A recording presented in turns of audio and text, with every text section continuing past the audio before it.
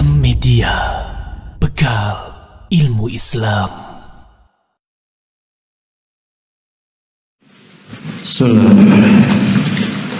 Assalamualaikum warahmatullahi wabarakatuh.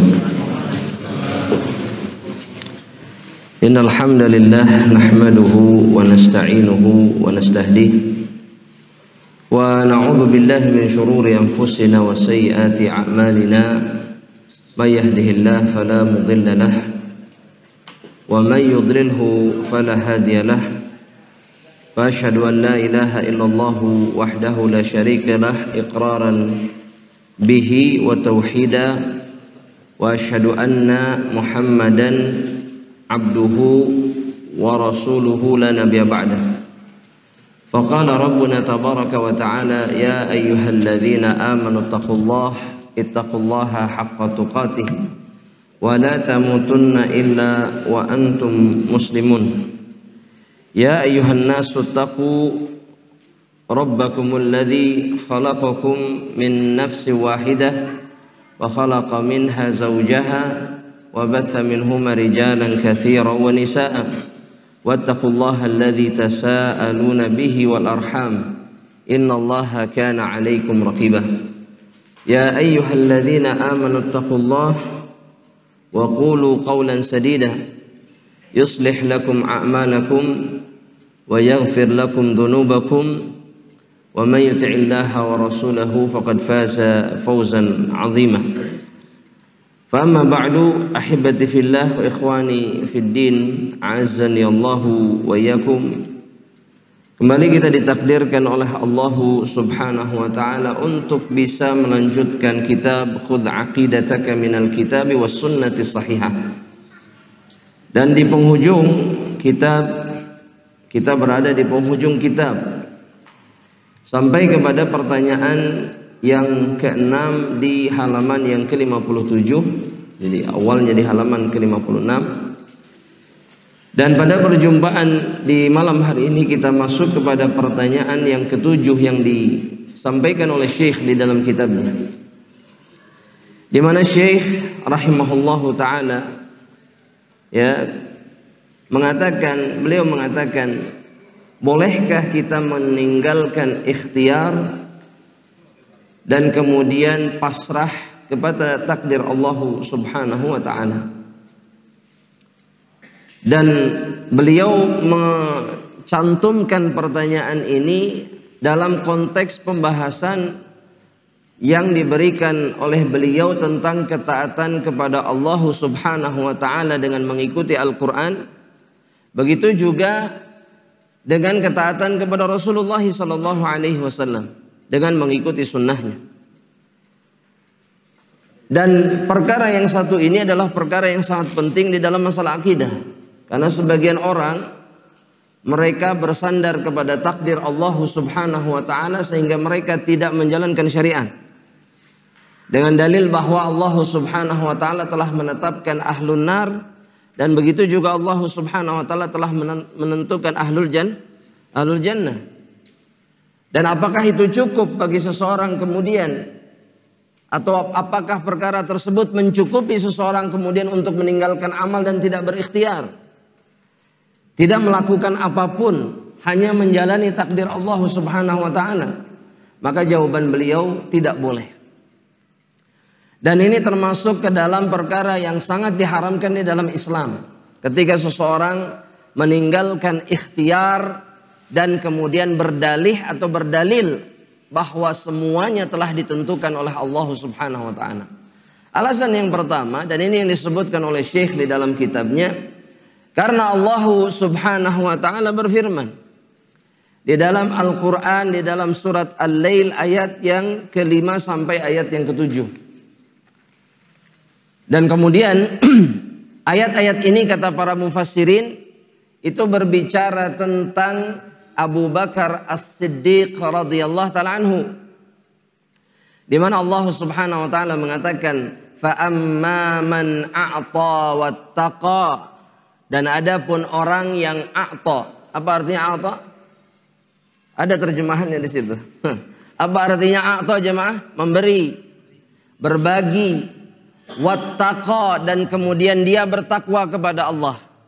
Dan tidak ada ketakwaan tanpa amal soleh. Seseorang tidak mungkin jadi bertakwa kepada Allah, kemudian mereka di sisi yang lain ke masjid tidak, sholat berjamaah tidak, bahkan tidak sholat sama sekali sebagaimana yang diyakini oleh sebagian orang.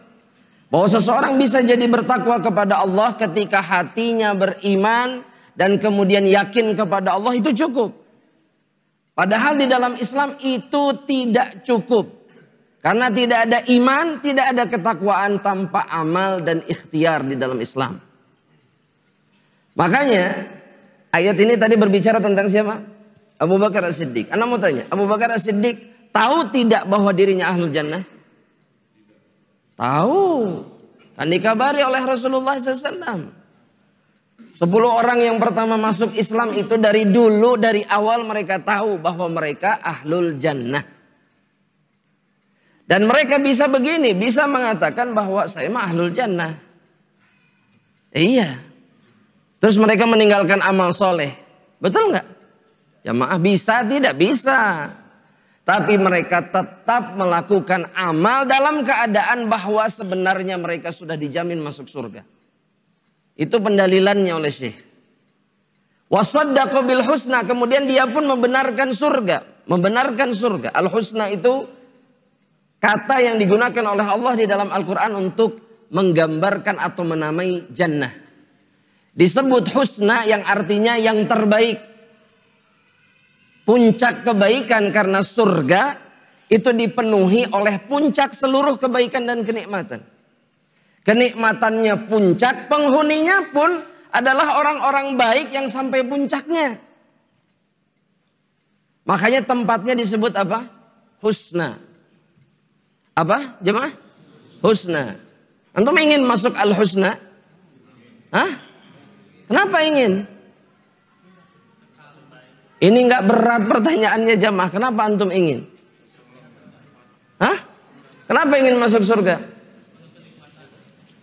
Ingin berada atau menjalani kehidupan yang penuh kenikmatan selamanya. Karena di surga itu nikmat selamanya. Di neraka itu sengsara selamanya. Bagi siapa? Bagi orang-orang kafir, terus musyrik, terus munafik. Adapun orang beriman, lagi sekali. Adapun orang beriman ada kekal selamanya. Ya berarti bukan kekal selamanya Pak Fridal. Tapi lama di dalamnya, iya. Tapi tidak kekal selamanya. Baik. Kemudian Allah Subhanahu wa taala berfirman, fasanuyassiruhu lil yusra. Maka mereka-mereka yang berikhtiar, mereka-mereka yang berusaha tetap beramal saleh, kami akan mudahkan bagi mereka jalan yang mudah untuk menuju kebaikan dan untuk menuju surga Allah Subhanahu wa taala. Padahal para sahabat tahu semuanya sudah ditakdirkan oleh Allah Subhanahu wa taala. Bahkan Nabi Muhammad SAW dalam hadis riwayat Imam Bukhari dan Muslim itu menyebutkan Nabi Adam itu diperintahkan oleh Allah ketika baru diciptakan untuk mengeluarkan apa? Mengeluarkan dari keturunannya ba'tsal jannah dan ba'tsan nar. Kelompok yang masuk surga dan kelompok yang masuk neraka. Allah sudah tahu. Jamaah, jangan bingung dulu jamaah. Antum pasti mengalami yang dialami oleh para sahabat. Para sahabat ketika dengar saja, kemudian mereka berkomentar, kalau begitu ngapain beramal? Pasti sama pikirannya. Sama. Betul nggak jemaah? Baik. Sebelum kemana-mana, Anda mau tanya dulu sama antum semuanya. Kalau Allah sudah menentukan penghuni surga dan penghuni neraka, ya sebentar, maksudnya Anda mau tanya. Itu sudah dijawab tadi. Barakallahu fiik. Anda mau tanya, ketetapan Allah itu adil atau tidak? Antum ragu akan keadilan Allah? Tidak. Jadi itu yang pertama. Yang kedua, Allah berhak tidak menentukan siapa yang jadi penghuni neraka dan penghuni surga. Berhak. Dan Allah tidak pernah berbuat zalim. Paham maksudnya jemaah? Dan kemudian yang ketiga kata para ulama, Allah sudah tentukan neraka dan penghuninya, surga dengan penghuninya. Dan tidak ada satupun selain yang dikabarkan kepada mereka di antara hamba Allah yang tahu mereka berakhir di mana. Tahu nggak?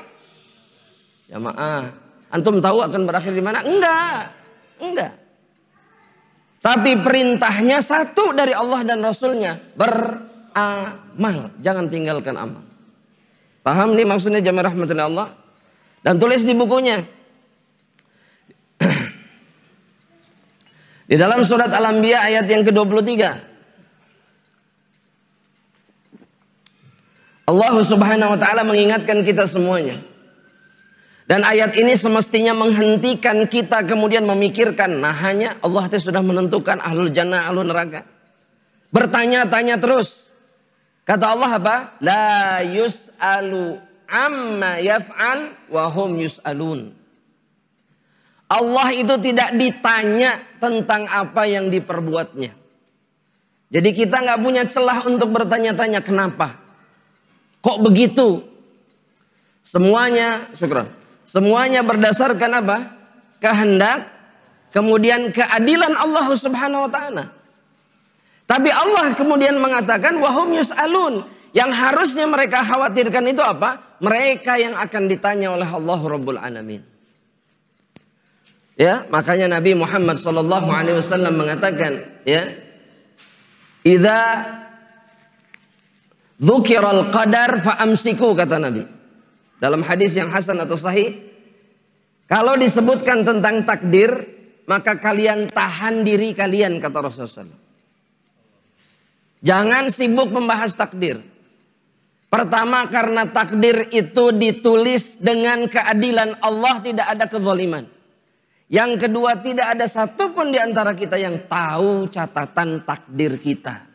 Tugas kita hanya satu, beramal soleh. Dan ini dikuatkan oleh satu asar dari Abdullah ibnu Umar. Ketika muncul fitnah yang disebut dengan fitnah Qadariyah. Apa itu Qadariyah? Siapa yang tahu? Yang bisa jawab dapat hadiah. Masya Allah, ini hadiah? Masya Allah, bagus nih. Oh, Masya Allah, antum? Apa? Hanya menentukan takdir siapa? Yang itunya. Maksudnya begini, anak terjemahkan lagi. Bahwa menurut mereka seorang manusia itu menentukan takdirnya dan tidak ada peran Allah Subhanahu wa taala. Itu qadariyah. Fadhal. Hadiah, Masya Allah. Ya, itu orang-orang qadariyah. Itu muncul di zaman tabi'in. Masih ada sahabat Rasulullah SAW. Kata Abdullah bin Umar, "Lau anna Allah 'adzaba ahlas samawati wal ard." Kalau Allah mengadab seluruh penghuni langit dan bumi, semuanya diadab sama Allah, maka Allah melakukannya ghairu zalimin lahum. Allah melakukannya dengan tidak zalim kepada mereka. Paham maksudnya jemaah? Kalaupun Allah mengadab semua makhluk yang ada, maka azab Allah itu tidak ada kezaliman di dalam. Ini diingatkan oleh Abdullah bin Umar. Ya, karena bukan sifat Allah menzalimi hambanya. Tugas kita hanya apa tadi? Beramal. Yang kedua apa? Meyakini takdir Allah, sudah selesai. Bahwa Allah tidak akan pernah berbuat zalim. Jelas sampai di situ jamaah? Jamaah. Yakin? Insyaallah. Baik. Kemudian dalil yang kedua yang digunakan oleh Syekh. Kata Rasulullah sallallahu alaihi wasallam dalam hadis yang sahih ini, Bukhari Muslim. Ini sambungan dari para sahabat yang bertanya kepada Rasulullah SAW tadi. Kalau begitu ngapain beramal? Maka kata Rasulullah SAW, i'malu, beramallah kalian. Tugas kalian hanya beramal. Fakullun muyassarun lima khuliqa lahu. Karena setiap dari kalian dimudahkan oleh Allah. Sesuai dengan tujuan kenapa dia diciptakan oleh Allah Subhanahu wa taala. Apakah menjadi ahlun nar atau menjadi ahlul jannah. Tugas kita hanya taat kepada Allah dan Rasul. Jangan sibuk memikirkan saya teh numananya. Jamaah.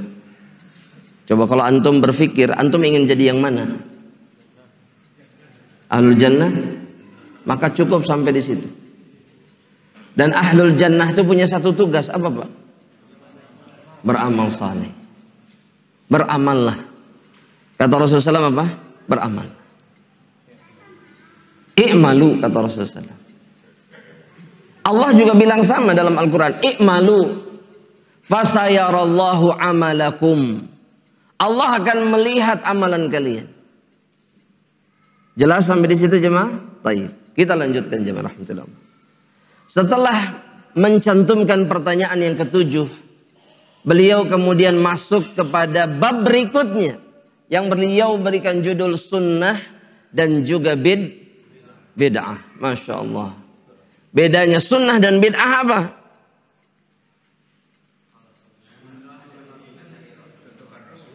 Ya, kalau sunnah tuntunan Rasulullah SAW. Kalau bid'ah?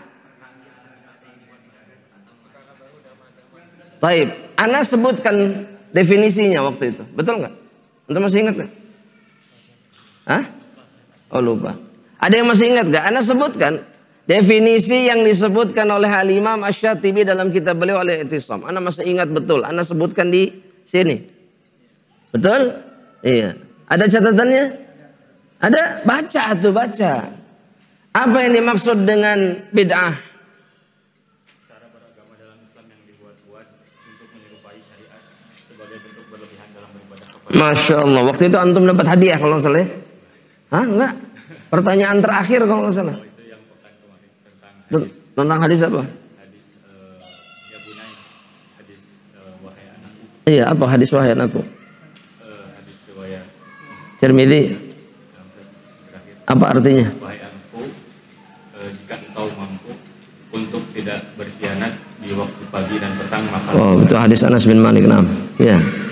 Dan itu ujungnya apa? Barang siapa yang mencintai diriku, dia bersama.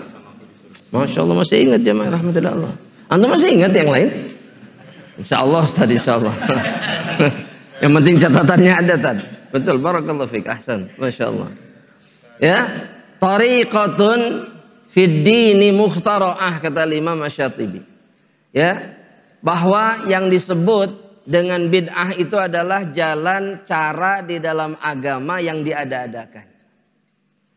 Tudahi syar'iyyata, yang tujuan dibuatnya itu untuk menyaingi syariat yang sudah ada dari Allah dan Rasulnya. Dan penyebab kenapa seseorang melakukan itu al-ghuluwu fid din. Karena mereka berlebih-lebihan di dalam beragama. Ya, zikir dicukupkan 33 kali, pengennya 1000. Itu berlebihan tidak? Jamaah, dalam agama itu ada berlebihan tidak? Ada. Melampaui batas dan tolak ukur berlebihan itu adalah ketika sesuatu tidak ada di dalam agama ini dan melampaui batas yang sudah dibatasi oleh Rasulullah, oleh Allah dan Rasulnya. Itu berlebihan. Jadi jangan pernah berpikir orang yang terus-terusan ibadah itu maksudnya jor-joran meninggalkan kewajiban yang lain itu baik. Enggak. Dan Nabi Muhammad SAW menegur berapa orang?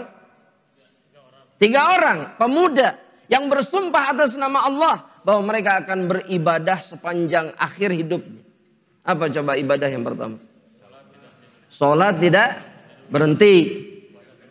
Kemudian puasa terus, tidak stop 1 hari pun. Kemudian tidak nikah. Ana mau tanya, puasa terus-terusan baik nggak? Enggak, ini kita pakainya antum sudah tahu hukumnya. Tapi secara logika, baik tidak? Baik, ibadah terus-terusan. Ya, terus sholat terus-terusan baik tidak? Baik. Loh, kalau berdasarkan akal apa salahnya? Apa salahnya jemaah? Betul, karena sudah tahu dalilnya. Ya, Kalau secara akal dan perasaan tidak ada masalah sama sekali. Tapi agama ini tidak dibangun di atas akal dan perasaan. Tapi di atas tuntunan. Itu yang harus kita ingat. Ya, tidak nikah. Coba anak mau tanya. Tidak nikah, bagus tidak? Sebentar. Antum harus lihatnya dari sisi ini. Tidak nikah itu membuat antum tumakninah dalam ibadah. Sok, antum mau tablik akbar kemana aja berangkat kalau nggak punya istri mah. Bener tuh? Nggak bawa anak, udah anak belum berangkat aja 2 jam persiapannya mau tablik akbar. Kenapa? Anak, istri, persiapan semuanya. Tapi kalau nggak ada tinggal berangkat. Dari tablik akbar lanjut lagi tempat lain berangkat kalau nggak punya keluarga mah. Betul nggak jemaah? Tuh. Bebas mau pulang jam berapa saja, habis kajian ke rumah kalau sendirian nggak ada masalah. Itu yang dimaksud oleh pemuda itu, dia bisa fokus ibadah. Tapi semuanya dicaci oleh Rasulullah SAW, ditegur keras.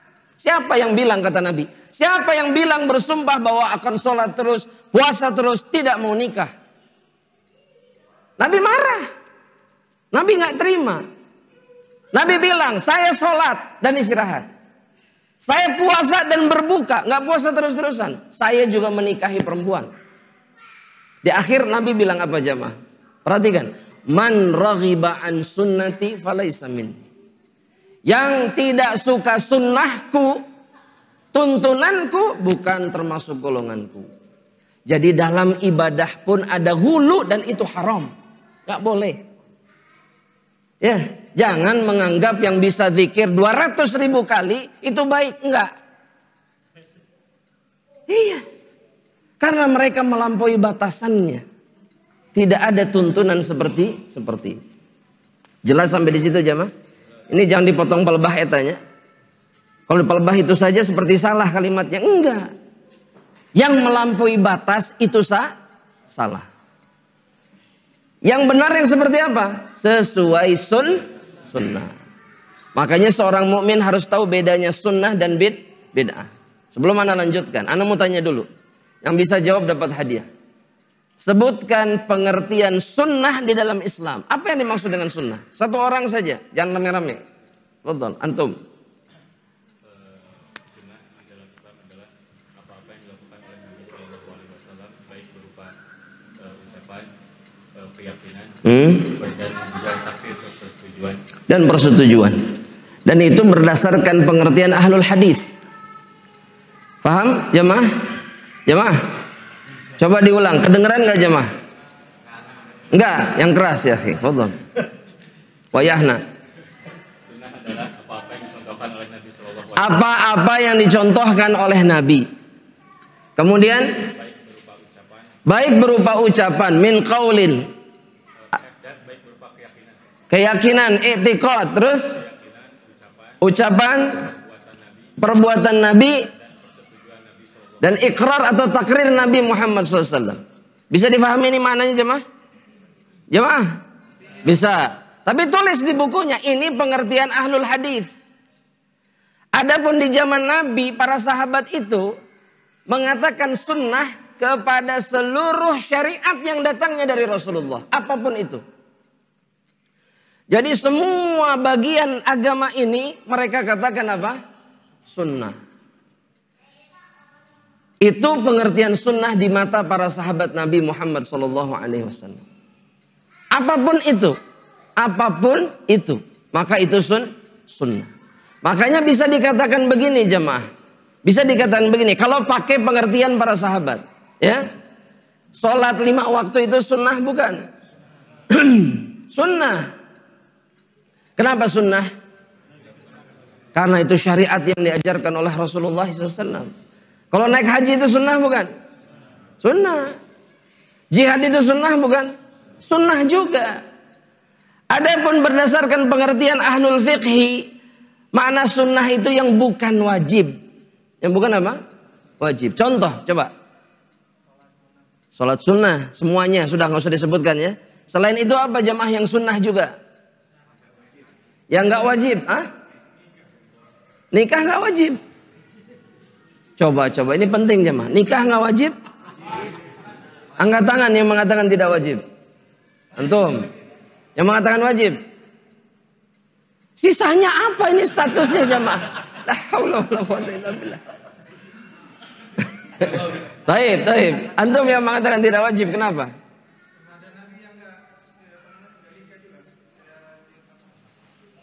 Nabi siapa? Sahabat yang tidak nikah. Contoh. Imam Bukhari bukan sahabat, ulama. Tapi maksudnya itu dijadikan dalil bahwa nikah tidak wajib. Kalau wajib pasti mereka menikah. Taib. Wah, ini penting jemaah rahmatullah Allah. Ya, yang mengatakan wajib, kenapa Pak? Antum tadi mengatakan wajib. Oh, mengatakan tidak wajib juga, sama alasannya. Oh, masya Allah. Taib. Yang lain apa nih? Tergantung. Dan itu yang benar. Betul, itu yang benar. Nikah itu bisa fardu ain. Nikah itu bisa jadi sunnah muakkadah. Nikah itu bisa jadi mubah saja bagi seseorang. Dan itu yang ditetapkan dalam syariat. Bagi orang yang tidak bisa menahan syahwatnya dan khawatir terjerumus ke dalam perkara haram, nikah wajib. Gak boleh gak nikah. Tapi yang bisa mengendalikan syahwat dan tidak tertarik kepada wanita, ingat, bukan kelainan, bukan kelainan. Tapi syahwatnya kecil kepada perempuan, dan ada laki-laki yang seperti itu. Memang gak terlalu tergoda oleh perempuan. Maka dalam kondisi seperti itu dia mubah, mau nikah mau gak terserah. Hanya saja dia tidak boleh benci terhadap syariat nikah. Kan ada jemaah yang benci nikah, betul? Jemaah? Ada. Sekarang muncul yang benci anak. Gak mau punya anak. Apa disebutnya? Free child. Masya Allah. Keren istilahnya. Ya, tapi mereka yang membuat murka Rasulullah SAW. Karena Nabi suka melihat umatnya banyak keturunan. Bukan gak punya keturunan, tapi banyak. Maksud anak gak punya keturunan itu mereka bisa tapi tidak mau. Ya. Betapa jahilnya mereka jamaah rahmatullah. Wallahi. Di saat sebagian yang lain yang mungkin kesulitan punya anak, pengen. Mereka bisa, tapi mereka nggak mau. Alasannya apa? Dunia. Kenapa dunia jamaah? Nanti sekolahnya gimana? Tempat tinggalnya gimana? Makannya gimana? Allah bilang apa? Nahnu narzukukum wa iyyahum. Kami yang kasih rizki, kalian dan mereka. Dan anak-anak kalian. Kenapa harus takut? Ya, dan kenapa harus di stop? Kenapa harus di stop? 3, 4, nanti istrinya bilang pabrik tutup Pak. Ya, udah nggak ada lagi yang kelima. Kenapa harus di stop? Apa yang dikhawatirkan rizki? Yang nanggung Allah bukan kita kok. Kenapa nggak mengikuti cara-cara orang tua zaman dulu ketika punya anak? Bablas, betul nggak jemaah? Jemaah, betul nggak Pak Haji? Bablas. Orang dulu anaknya berapa? Banyak. 10, 12, 15. Solusin. Bahkan anak tahu satu orang, kawan ayah anak itu kakak beradik 22. Dari satu ibu. Dari satu rahim, 22 orang.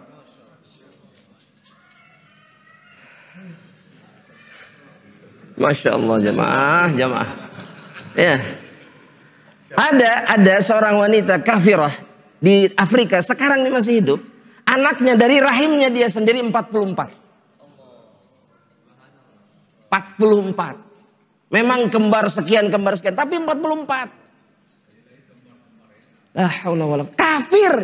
Tapi dia tidak pernah takut untuk menafkahi anaknya. Suaminya kabur. Kenapa kabur? Pusing sama anaknya 44. Dia bertahan mengurusi anak-anaknya 44. Dan ada seorang dai di Nigeria jamaah rahmatillah, anaknya 63 kalau saya tidak salah. Keturunannya total, beliau 89 tahun, total sekarang beliau dan seluruh keturunannya 600 sekian orang. Nah, kadinya lompat nah. Sekadinya pasti lompat. Iya, kalau istrinya lebih dari satu kenapa? Iya, mau bisa jadi 4 istrinya. Tapi yang anak maksud, anak 60 itu gimana ngurusnya? Kalau seseorang tidak yakin bahwa Allah yang menjamin. Allah sudah bilang, kami yang nanggung, bukan kalian. Kami yang nanggung. Rizki kalian dan rizki mereka, kami yang menanggungnya. Jadi tidak perlu takut. Ya, stop, jangan jemaah. Oh jangan, Masya Allah. Teorinya begitu, jangan. Baik. Jamaah rahmatullah Allah. Ya, jangan stop, jangan stop. Selama mampu, selama tidak ada madarat, selama masih bisa lakukan, karena Rasulullah senang melihat umatnya yang beranak banyak. Ya, bahkan kalau Ibnu Abbas, ini ana tambahkan, Ibnu Abbas mengatakan berbeda. Beliau menambahkan, bukan tidak setuju apa dengan yang disebutkan tadi, tapi beliau menambahkan, afdhalur rijal hadhil ummah, laki-laki terbaik umat ini, aktsaruhum nisaan, adalah laki-laki yang paling banyak istrinya. Oh Masya Allah, kalau ini Masya Allah. Kalau bah anak ya tadi, huleng anak loba. Tapi kalau istri banyak, sepakat, ijma. Iya, kalau istri banyak sunnah. Tapi anak banyak keheula. Padahal sunnah, dan itu yang dicintai Rasulullah Shallallahu Alaihi Wasallam. Kita lanjutkan ya. Pertanyaan yang pertama dalam bab sunnah dan bid'ah. Pertanyaan yang ke-1 kata beliau, apakah dalam agama itu ada yang disebut dengan bid'ah hasanah? Apa namanya?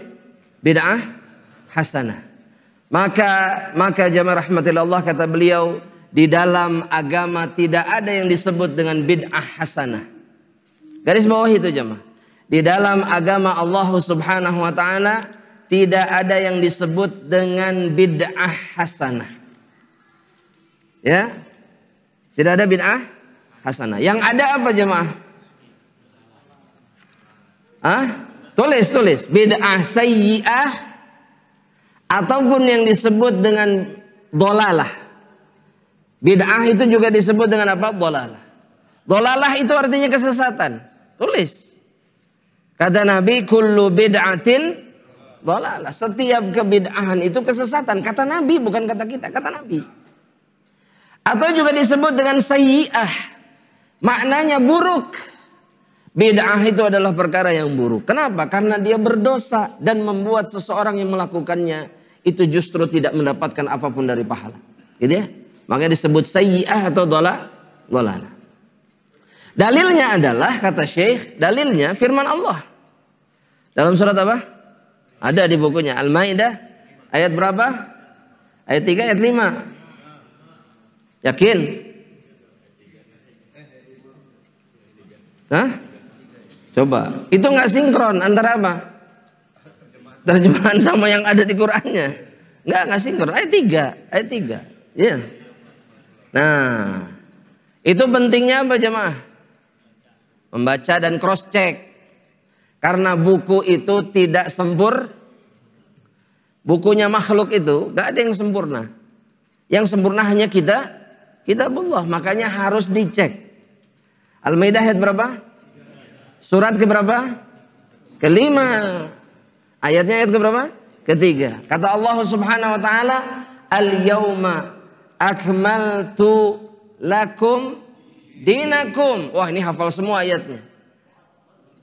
Wa atmamtu alaikum ni'mati, terus wa raditu lakumul Islam Madinah. Dalam hadis sahih, dalam athar yang sahih, riwayat Imam Bukhari dan Muslim, Umar ibnul Khattab mengatakan, saya tahu kapan dan di mana ayat ini diturunkan oleh Allah Subhanahu wa taala kepada Rasulullah SAW.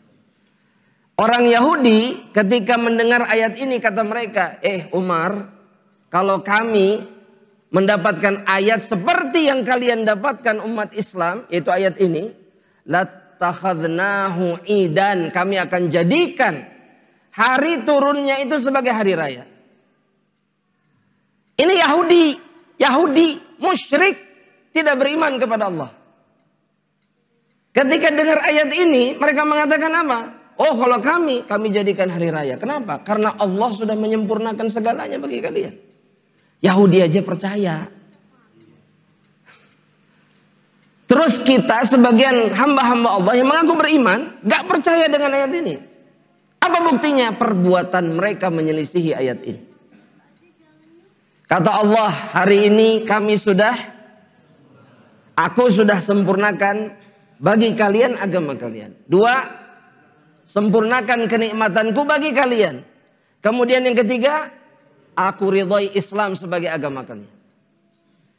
Ini kalau dalam kaidah tulis menulis, ini titik tidak? Atau masih ada koma jemaah? Titik.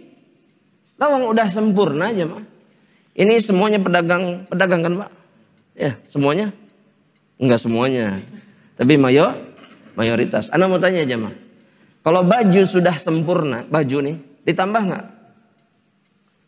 Udah bagus, keren. Tambah nggak sama antum? Datang dari ininya pemasoknya udah indah, sudah bagus. Terus antum ya alusnya baju koko, kemko ini ditambah kembang di tengah-tengah. Cocok nggak antum jemaah? Kenapa baju antum tidak setuju? Kenapa perkara dunia yang sudah sempurna nggak mau nambah? Iya. Betul. Berarti kalau dunia sudah sempurna nggak nambah kan?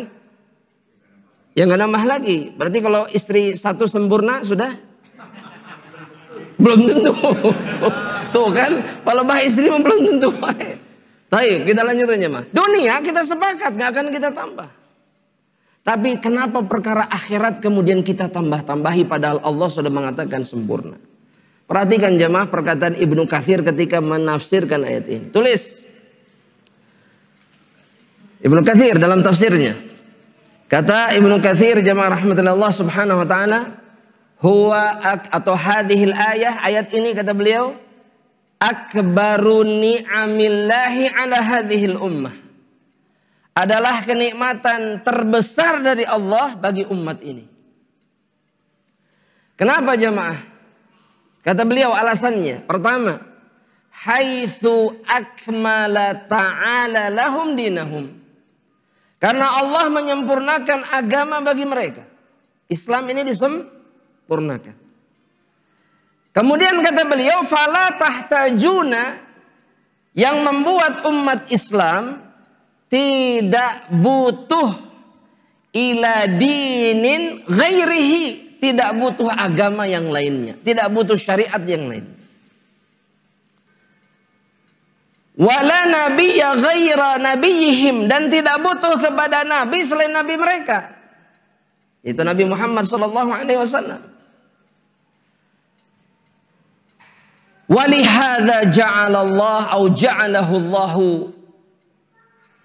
Dan karena alasan ini Allah menjadikan Nabi Muhammad sallallahu alaihi wasallam sebagai khataman nabiyyin, sebagai penutup para nabi, karena syariatnya sempurna. Belum selesai jamaah yang dirahmati oleh Allah subhanahu wa ta'ala. Kemudian beliau mengatakan seperti ini. Fala halala illa ma ahallahu. Tidak ada yang halal kecuali yang dihalalkan oleh Nabi Muhammad sallallahu alaihi wasallam. Wala harama illa ma harramahu, dan tidak ada yang haram kecuali yang diharamkan oleh Rasulullah sallallahu alaihi wasallam. Dan yang terakhir, dan ini kalimat yang inti dari perkataan beliau, wala syari'ata atau wala dina illa ma syara'ahu. Tidak ada agama yang wajib yang harus dikerjakan kecuali yang disyariatkan oleh beliau sallallahu alaihi wasallam. Sudah selesai. Jadi tidak perlu ngarang. Betul jemaah? Adzan ini jemaah? Aduh pas pisan, Masya Allah. Tapi sebelum adzan jemaah, ana mau tanya dulu. Dapat hadiah ya? Karena insya Allah kita cuma sampai di sini, jemaah rahmatullah Allah subhanahu wa ta'ala. Tidak ada lanjutan setelah adzan. Kita sholat, habis itu kita lanjutkan insya Allah minggu depan biidznillah ta'ala. Makanya ana mau tanya dulu sebelum adzan. Ya, pertama siapa yang mau jawab? Angkat tangan. Aduh, ya Allah ya Karim ya Rahman ya Rahim. Anda ulangi sekali lagi. Pertama siapa yang mau jawab? Anda kasih pertanyaan. Antum. Siap dengan pertanyaannya? Siapa nama antum? Reza. Dari mana Reza? Wah, Masya Allah. Hijrah. Jawab pertanyaan. Ya, apakah kita boleh meninggalkan ikhtiar dan pasrah kepada takdir? Aduh, hanya akal kata yang lain. Nyaho itu teh. Ayah di buku jawabannya nak. Iya, salah sendiri. Kalau diminta angkat tangan. Antum baru tahu nanti pertanyaannya bahwa pertanyaannya mudah. Fadhal. Apa jawabannya? Kenapa tidak boleh? Beramal. Terus apa dalilnya? Ada di buku, antum tinggal baca. Anda mempermudah buat antum. Ayo. Insyaallah.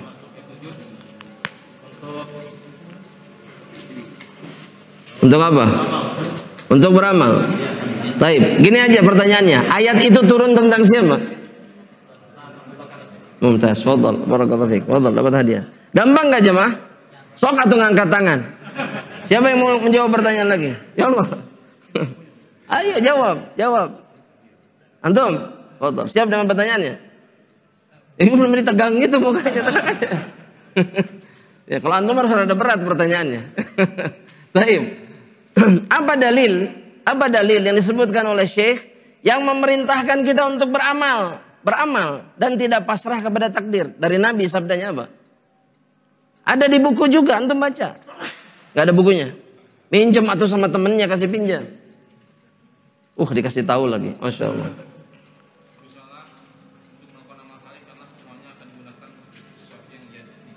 Bahasa Arabnya apa?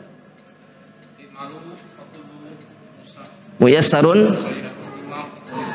lima khuliqa lahu. Masya Allah. Antum mau dompet atau buku? Oh, buku aja, Masya Allah. Cara apa? Buku apa nih? Banyak ya. Nah ini aja lah. Allah. Masya Allah. Satu orang lagi silakan. Siapa yang mau jawab? Antum mau jawab? Yakin? Taib. Sebutkan dalil. Belum apa-apa udah dalil. Sebutkan dalil yang memastikan kepada kita bahwa tidak ada syariat lain selain syariat yang dibawa oleh Rasulullah. Iya.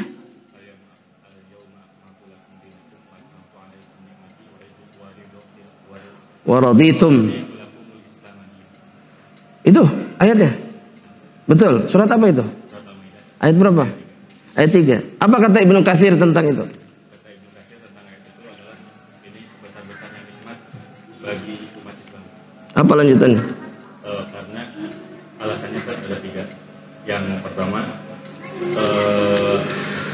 nggak apa-apa, lihat. Allah menyempurnakan agama bagi kaum muslimin. Terus? Yang kedua, yang membuat Islam tidak butuh kepada agama yang lainnya. Dan yang ketiga, dan tidak butuh kepada nabi selain nabi mereka. Terus apa lanjutannya? Dan karena ayat inilah Allah menjadikan nabi sebagai nabi terakhir. Terus?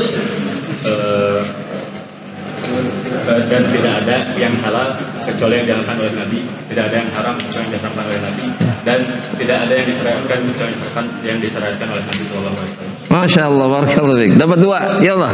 Masya Allah. Bagus nggak jawabannya, Mah? Nyatet. Cepat nyatetnya, Masya Allah. Barakallahu fiikum. Dan semoga Allah menambahkan keberkahan kepada kita semuanya, amin.